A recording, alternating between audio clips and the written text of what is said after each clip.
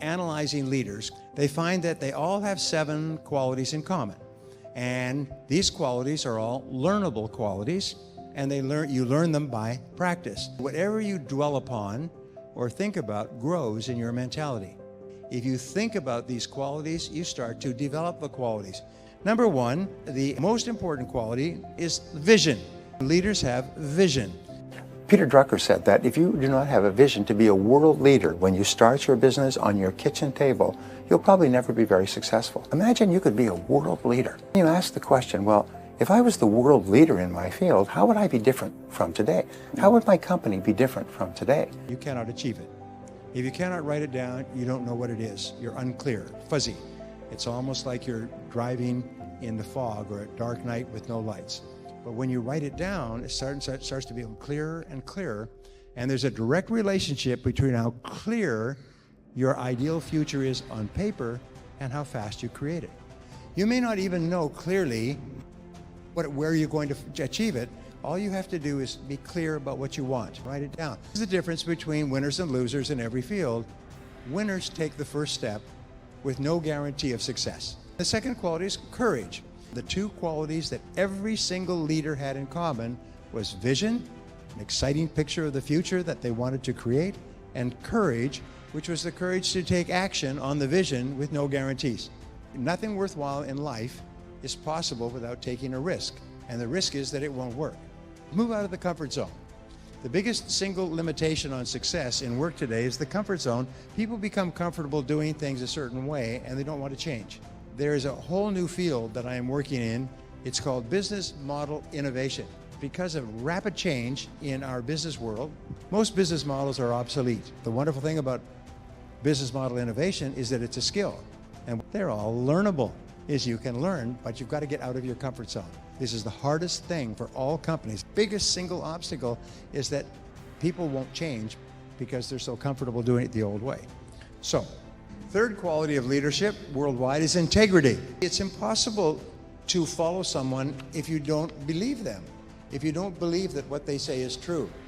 And the biggest mistake that leaders can make is to make a promise and not keep the promise, or to say that they will do something and then not do it. So integrity is considered the most important skill. It even comes before leadership, vision, and courage.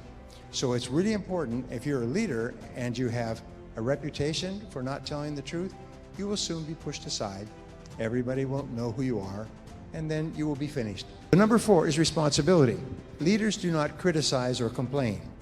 When you criticize anything or anyone, you actually weaken yourself. And when you become weak, you become little. In the military academies, whenever you are confronted with a senior officer, and let us say you have your tie is askew, or your jacket is not ironed, they'll say, "Cadet, why is your jacket unironed?" And you're only allowed to give one of 3 answers. Yes, sir, no excuse. That's how they train the top officers in the world, because they know that nothing makes a person weaker or littler than always making excuses. No leader could be a leader if all they did was make excuses. Henry Ford once gave this motto for success. It's never complain, never explain. This is the 5th quality of leaders is excellence. Leaders set high standards. Leaders work for excellence in products and services because they're constantly striving. They did a study recently, fastest growing small and medium-sized companies in America. These companies in 3 years had grown 10, 20, 50, 100 times in size and profits. And they said, what was the most important factor in the success of these businesses? All in very competitive fields, tremendous competition. Number 1 was quality. Is the products and services they produced were recognized as being top quality. And the leaders of those companies were intensely focused on improving quality. Every day they're looking for ways to improve their products and services and the way that they take care of their customers. And sometimes one small change makes a tremendous difference. So, number 6 is communication. Leaders are good communicators. Those who lead are the ones who can clearly talk about what they believe. Let's imagine that we're out on a tour, a 3-hour tour on a boat, and we get stranded on a desert island. Well, one of us stands up and says, I will lead. We want to follow the second guy. The only thing we have is his conviction, his absolute belief in the existence of that world that we cannot see, and his ability to put that future state into words that we're drawn to. And we will volunteer to go with him, maybe even take personal risk. The irony is our own survival depends on our ability to help each other. This is the irony. And here we go. We have to cross rivers and go around boulders and chop down trees. And eventually we come to where he said the fishing village is. And there's no fishing village. And he turns to us and says, I believe there was a fishing village, but that doesn't matter because look what we were able to do. We were able to get through that forest together. That's called leadership. When people believe what you believe, they will work for you with blood and sweat and tears. When they don't believe what you believe, they work for your money. The seventh quality of leadership is action. The action orientation is the critical thing. If a person takes action quickly on a new idea, the chances are they're going to be successful go up by hundreds of %. When you take action, you get 3 benefits. The first benefit is that you get feedback, which enables you to self-correct. And all of life is a process of experimenting. Second of all is you get ideas. It makes you smarter. It activates more of your brain. Sitting there passively doesn't do anything, but taking action actually sort of lights up your brain like a Christmas tree. And the third factor is that taking action gives you confidence. The more confidence you have, the more creative you are, the more energy you have, the happier you are. You feel like you're in control of your life. You feel powerful. And that is why the top 20% of people in every society and business are proactive. They're constantly taking action. The bottom 80% are passive, they're waiting for someone else to come and tell them what to do. And so since you are highly proactive, you're obviously in probably the top 10% of your field. And the people in the top 10% are the ones that make all the progress. Maybe not in the short term, but in the long term. Is a person who acts like a leader is a leader that minute. So a person can go from being a passive person, a follower, to being a leader in one instant. All you have to do is begin to act like a leader. You think like a leader and act like a leader. Number one, your personal leadership ability is the major limit on what you can achieve. Because what you do is you just set a goal and you make a plan and you work on that goal every single day. That's pure leadership. When a team is in trouble, they don't fire the players, they change the coach. When a company's in trouble, they don't fire the staff, they bring in a new leader. A new leader can transform an organization. Number two is leadership is the ability to get results. You get the results that are expected of you. Well, you get the results that you have committed to get. If you start your own business, the results you've committed to getting are making sales and generating profits to provide for yourself and your family and so on and so forth. So results are the key. It's like a semicolon or a colon, there's a one-to-one between leadership and results. So you can be a leader without followers. You don't have to have a team to be a leader. As long as you're getting results, you're a leader. Third is leaders have a clear vision of the future. The top 10% of people have a very clear idea of where they're going. They have clear goals and clear plans that they're working on. Drucker said that leaders think about the future. A vision is an ideal future picture, helps the company decide what they should be doing more of, what they should be doing less of, what is consistent with their philosophy and their values, and what is not. So it's very important that individuals and organizations sit down and think through what the vision should be.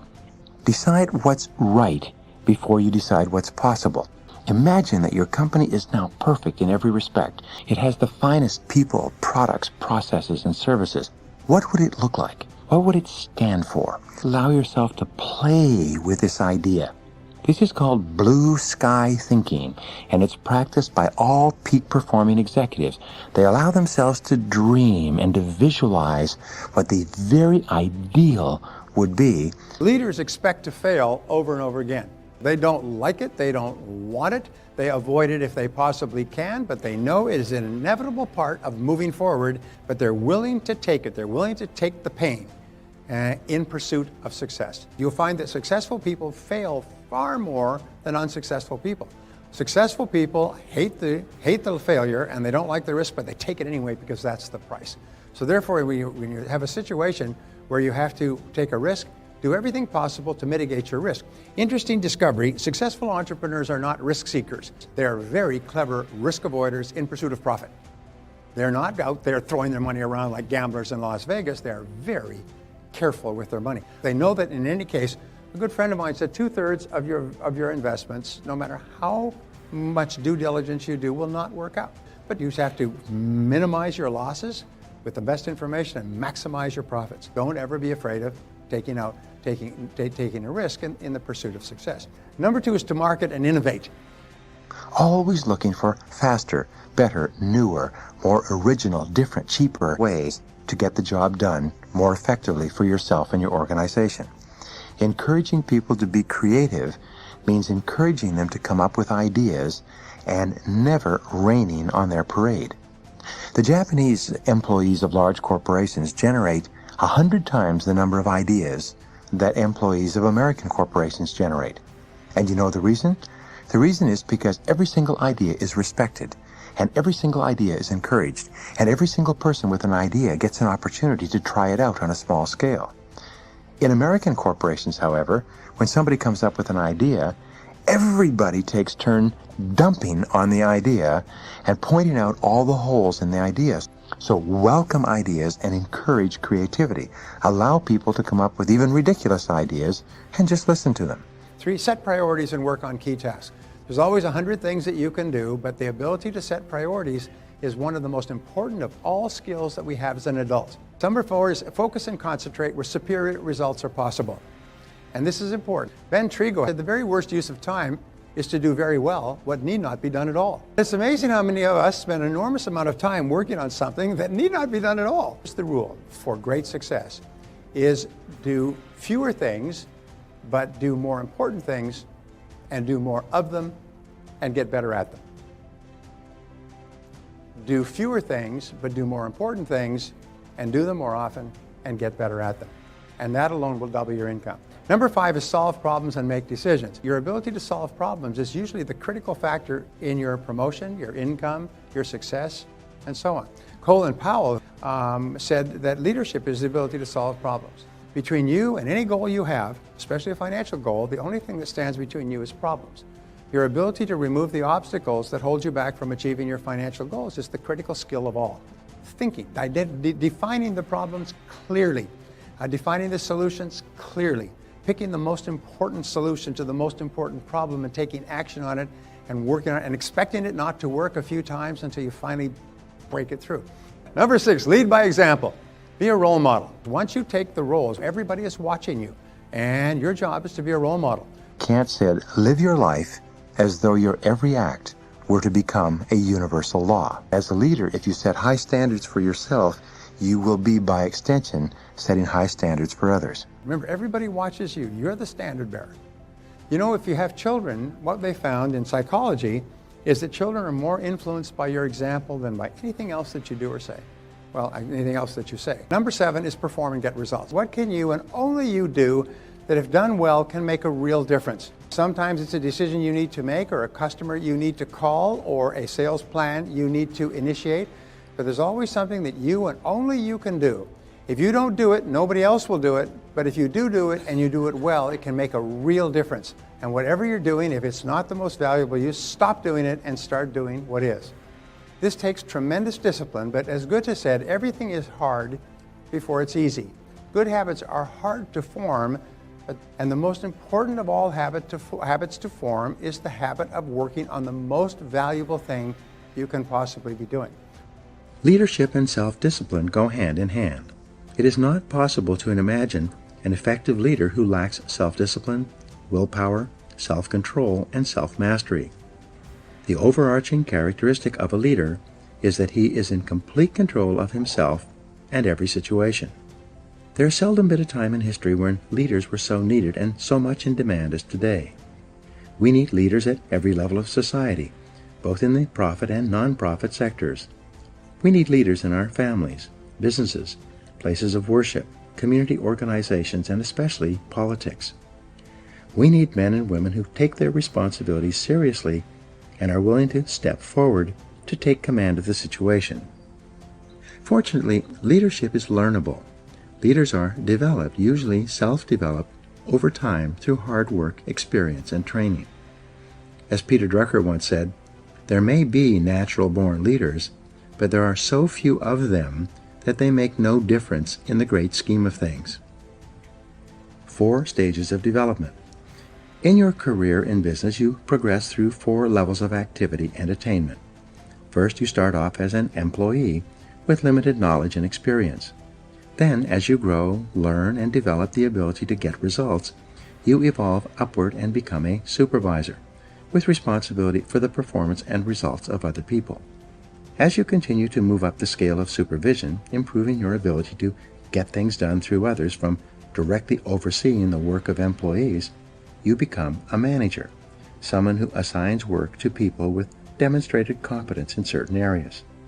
Managers have a larger view, and this comes with greater responsibilities. As you move up the scale of management, becoming more knowledgeable and effective and getting more and better results from more and different people, you reach the highest level, that of a leader. At this stage, you are responsible for determining what is to be done rather than how it is to be done. It is said that some leaders are made, some are born, and some people have leadership thrust upon them. Leaders emerge or are promoted to deal with a situation requiring leadership ability. In its simplest terms, the role of the leader is to take responsibility for results. The primary reason that people are promoted into increasingly higher levels of leadership is because they demonstrate the ability to get the required results at each level. The ongoing question of the leader is always, what results are expected of me? Clarity is essential. The main reason that some people are not promoted into greater leadership positions, or perhaps they are even fired, is because of failure to execute. They do not do the most important jobs expected of them, nor do they get the results demanded of them. Leaders have vision. The first quality of leadership, based on 3,300 studies of leaders reviewed by James McPherson, is the quality of vision. Leaders have vision. They have the ability to project forward into the future and develop a clear picture of where they want their organizations to go.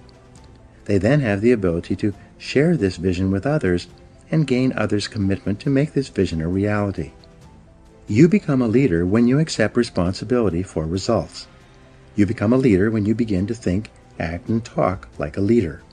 You become a leader when you develop a vision for yourself and for your company, your life, or your area of responsibility. There are hundreds of books written about leadership and the importance of vision, yet they can be boiled down to a single principle. A military leader has a vision of victory from which he never deviates. A business leader has a vision of success for the business based on excellent performance to which he or she is completely committed. A leader is a standard bearer. The leader sets the standard for the organization or the department. It is not possible for anyone in the organization to have a clearer vision or to aspire to a higher standard of excellence than the leader. For this reason, the leader is the role model, the one who sets the tone and the morale for everyone in the organization. The personality and influence of the leader affects everyone below him in the company, organization, or department. You cannot raise morale in a business. It filters down from the top, from the leader. The behavior of the leader influences and affects the behavior of everyone else. If the leader is positive, confident, and upbeat, everyone in the organization will be influenced by his behavior and will be more confident, positive, and upbeat as well. Walk the talk. When you become a leader, you must discipline yourself to be leader-like.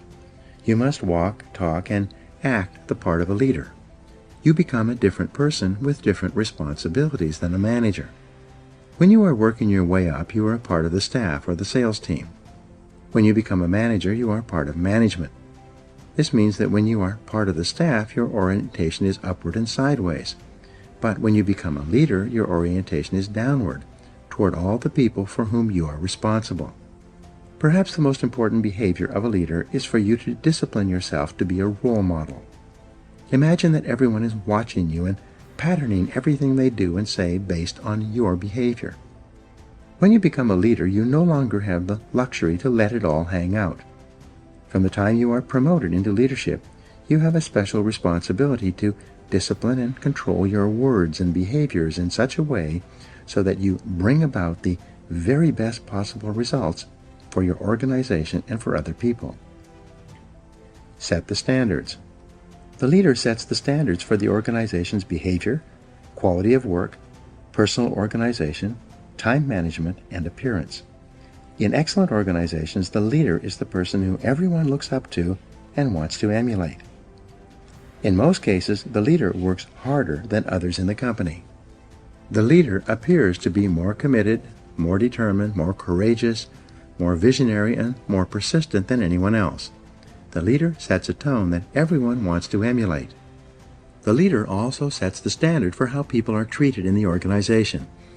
When the leader treats people with courtesy, consideration, and concern, it quickly becomes known that these are the standards to which others must adhere. Set values and principles. In addition to a clear vision for the organization, the leader must have a set of values and organizing principles that guide behavior and decision-making. Everyone must know what the leader and the company stands for and believes in. The job of the leader, then, is to articulate this vision of excellent performance within the constraints of high ethical standards at all times. He or she must walk the talk and live the values and behaviors he or she teaches. The very best standard for a leader is the golden rule: do unto others as you would have them do unto you. For example, when Jack Welch was the president of General Electric, he encouraged managers to treat each employee as if that employee might be promoted over his head sometime in the future, and he might find himself working under the person who is now working below him. This way of thinking assured that managers treated their staff with a high degree of respect and courtesy. 7 principles of leadership. To be an effective leader, there are 7 principles you must incorporate into your leadership behavior and activities. 1. Clarity. This is perhaps your most important responsibility. You must be absolutely clear about who you are and what you stand for. You must be absolutely clear about your vision and where you want to lead your people. You must be absolutely clear about the goals and objectives of the organization and how they are to be achieved. Especially, you must be absolutely clear about the values, mission, and purpose of the organization and what it stands for. Everyone around you and below you must know exactly why they are doing what they do and what their company has been formed to accomplish. 2. Competence. As the leader, you must set a standard of excellent performance for the organization as well as for every person and function in the company. Your goal must be for your company to be as good or better than your very best competitor. You must be continually seeking ways to improve the quality of your product and services to your customers. 3. Commitment. The leader is absolutely committed to the success of the organization and believes completely that this organization is the best in the business or will be the best in the future. This passionate commitment to the organization and to success and achievement motivates and inspires people to do their best work and put their whole hearts into their jobs. 4. Constraints. The job of the leader is to identify the constraints or limiting factors that set the speed at which the company achieves its most important goals of revenue and profitability. The leader then allocates people and resources to alleviate those constraints and remove the obstacles so it can perform as one of the best in the business. 5. Creativity. The leader is open to new ideas of all kinds and from all sources. The leader is continually encouraging people to find faster, better, cheaper, and easier ways to produce excellent products and services and to take better care of customers. 5. Continuous learning. The leader is personally committed to reading, listening, and upgrading his or her personal knowledge and skills as an executive. The leader should attend additional seminars and courses to improve his or her skills and abilities. At the same time, the leader encourages everyone in the organization to learn and grow as a normal and natural part of business life. The leader provides time and resources for training and development. The leader knows that the best companies have the best trained people, the second best companies have the second best trained people, and the third best companies have the least trained people and are on their way out of business. 7 is consistency. The leader has the self-discipline to be consistent, dependable, reliable, calm, and predictable in all situations. One of the great comforts of business life is for an employee to know that the leader is completely consistent and reliable. An effective leader does not change from day to day. The leader is not blown in the wind by each new situation or problem or emergency that arises. Instead, the leader is calm, positive, and confident, especially under pressure. The inevitable crisis. The only thing that is inevitable in the life of the leader is the crisis. When you rise to a position of leadership, you will experience crises repeatedly, crises that are unpredictable, unbidden, and often capable of seriously damaging the organization. It is in the crisis that the leader demonstrates his competence. In times of crisis, the leader becomes calm, cool, objective, and completely in control. The leader asks questions and gathers information. The leader assesses the situation accurately and makes whatever decisions are necessary to minimize the damage or cut the losses. Great leaders discipline themselves to keep their fears and misgivings private. They do not share their concerns with their staffs, knowing that this can cause confusion and loss of morale. Instead, the leader asks a lot of questions, probes deeply into situations so that he or she understands them thoroughly, and keeps his or her feelings private. As far as the members of the organization are concerned, the leader is always calm, positive, relaxed, and in complete control, no matter what is happening. Self-control and leadership. There's a direct relationship between your ability to discipline yourself and your behaviors and your readiness to lead. It is only when you prove to others that you are in complete control of yourself that they develop the confidence to put you in a leadership position and keep you there. The leader realizes that everything he says to or about another person is magnified. The leader therefore praises and encourages people, both in their presence and when they are not around. He never says anything negative that could be misinterpreted or that could demotivate or offend another person. If he has problems with someone, he addresses them privately, out of sight and earshot of anyone else. Leadership qualities. Leaders discipline themselves to plan, prepare, organize, and check every detail. They take nothing for granted. They ask questions to ensure that they have a complete understanding of a situation, problem, or difficulty. Great leaders act as if they own the entire company. They accept a high level of personal responsibility. The leader never complains, makes excuses, or blames others for problems. Leaders are intensely action-oriented. They gather information carefully and they make the decisions that are necessary.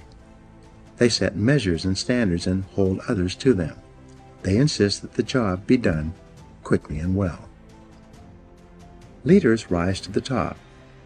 Leaders rise to the top of an organization as cream rises in milk. When you accept complete responsibility for getting results, concentrate single-mindedly on completing your most important tasks, continually upgrade your knowledge and skills as well as your ability to contribute value to your company, and treat other people with kindness and consideration, you will emerge as a natural leader. As you demonstrate your ability to make an increasingly valuable contribution to your organization, people above, below, and on both sides of you will want you to be promoted into leadership and will support you when you reach that position. One of your primary aims in life is to walk, talk, act, speak, and treat others as a leader would. Eventually, your position will be equal to your performance.